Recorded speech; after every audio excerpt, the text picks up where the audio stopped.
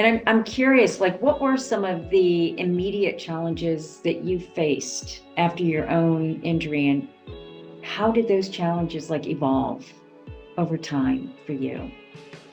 Well, there were many levels of challenges. There's sort of the immediate challenge of how to find resources, right? How to heal, how to know what it means to have a traumatic brain injury.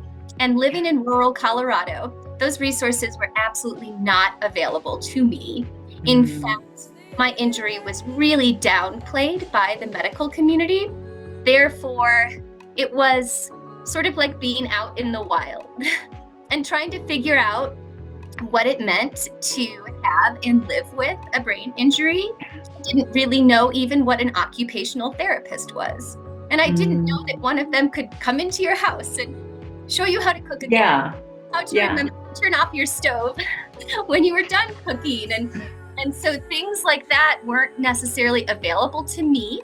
And thank goodness I had some friends in the community that were willing to kind of help me on that journey and tell me about mm, occupational therapy and physical therapy, things that I could use to begin to use my brain again, and not to go too fast, because of course I wanted to go really fast and have it just let's fix this, right? And not realizing yeah, it was something that you didn't fix, it was something you integrated. yeah, And right. so that was really a journey of self-discovery as well.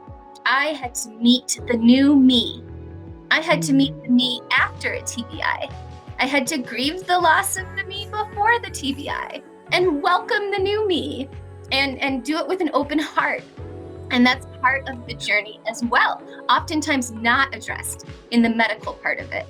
So right, right. part of me working for the Cross Disability Coalition was reaching out to them for help and saying, hey, I think that there's probably some things I'm missing and I'm not really even sure what those Mm, things are. And being connected into a group of folks that understood what it meant to live with TBIs and learning from my peers. Um, mm, so I think that in rural communities across the United States, it's probably pretty true that it's much harder to gain access to the resources that are appropriate for recovery. So it just means right. getting creative and building a really strong support network around yourself that allows for time and forgiveness. Because you probably won't get it right the first couple times, but you got to keep trying Right. until you get it to a space where you feel comfortable, where you Yeah. know that you can show up in the world. And that's different for everyone.